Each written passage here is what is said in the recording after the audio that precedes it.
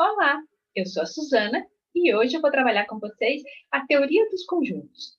A teoria dos conjuntos, ela é muito importante, mas não só para a matemática. Nós estudamos ela dentro da disciplina de matemática, mas ela é importante também para outras disciplinas.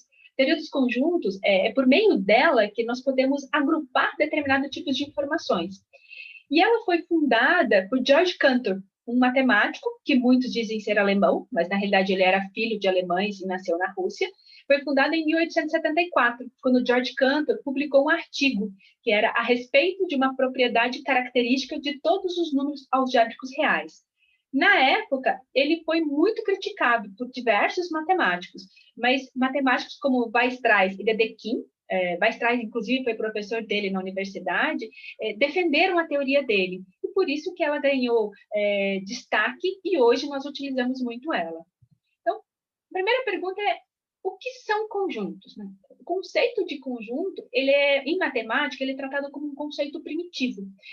Conceito primitivo para nós significa que não precisa ser definido a partir de outros conceitos matemáticos.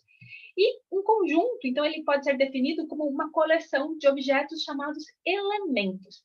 Esses elementos, eles são agrupados conforme uma propriedade comum entre eles ou que satisfazem uma determinada condição.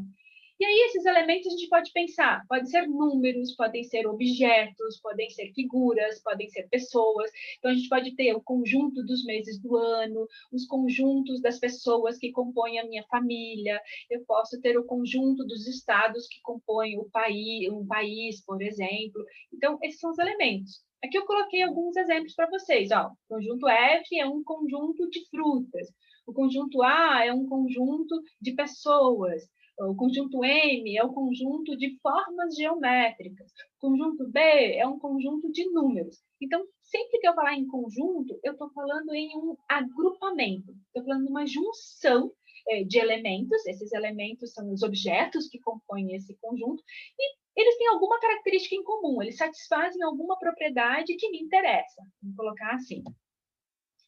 Os conjuntos, então, que é importante deixar claro para vocês, eles são indicados por letras maiúsculas. Quer dizer, o nome de um conjunto é uma letra maiúscula do alfabeto latino. Então, por exemplo, ali eu tenho o conjunto A. Pode ver que o A é uma letra maiúscula. Os elementos, eles são representados por letras minúsculas. Aqui o meu conjunto são de pessoas, né? A minha figurinha. Mas se eu fosse representar, teriam que ser A, B, C, mas sempre letras minúsculas. A ordem que esses elementos aparecem, ela não tem importância. Vejam que a minha figura ali, o bonequinho preto, o bonequinho vermelho, o bonequinho verde claro, eles não estão na mesma ordem que eles aparecem no desenho, eles não estão representados na mesma ordem. Então, por isso que a ordem que eu vou representar eles não me interessa. A notação usual, então, para um conjunto consiste em escrever seus elementos separados por vírgula ou ponto e vírgula entre chaves. Isso quando nós estamos nos referindo a números. Podem ver que aqui os bonequinhos foram separados por vírgula, que são os elementos do meu conjunto. Quando eu trabalho com números, é importante separar por ponto e vírgula, porque eu posso estar trabalhando com números que não são inteiros. Quer dizer, o número já possui uma vírgula nele e pode acabar confundindo se é um elemento, se não é. Então, quando tratamos com números, é sempre importante trabalhar com ponto e vírgula. E existem tantos tipos de conjunto por aí que muitas vezes a forma de representar um deles acaba não sendo a melhor forma de representar um outro. E dependendo também das operações que eu estou trabalhando. Às vezes, um cálculo que eu vou fazer é mais fácil de se fazer numa representação, enquanto que outro cálculo é mais fácil de fazer em outra representação. Então, são três formas de representar diferente um conjunto. A primeira delas é por meio de seus elementos. Então, eu coloco por extenso quais são os elementos do meu conjunto. Então, veja, o conjunto A são os números 2, 4, 6, 8 e 10. Ou o conjunto A ali são pessoas, né? Eu representei cada um deles. Eu estou dizendo quem são os elementos. Estou escrevendo todos os elementos do meu conjunto. Só que às vezes eu não consigo escrever todos esses elementos. Então, eu vou escrever esse conjunto por meio de uma propriedade. Então, a representação pela propriedade desses elementos.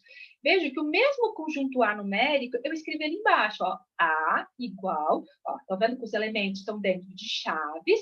Então, o conjunto A é formado por todos os elementos X, quer dizer, todos os elementos, eu estou chamando ele de x, tal que x é par e x está entre 0 e 11. Então, x é maior que 0 e x é menor que 11. Quer dizer, quais são os números pares que estão entre 0 e 11? Os números pares são ó, o 2, o 4, o 6, o 8 e o 10. O 0 não pode, porque eu estou falando que meu x é maior que 0, ele não é igual a 0. O 12 também não pode, porque meu x é menor que 11. Então, eu representei, através de uma propriedade, né, por meio de uma propriedade, o meu conjunto A. E outra forma de representar os conjuntos é por diagramas. Por exemplo, o diagrama de Venn é onde eu desenho o meu conjunto. Eu faço um desenho e ali dentro eu coloco os elementos do meu conjunto.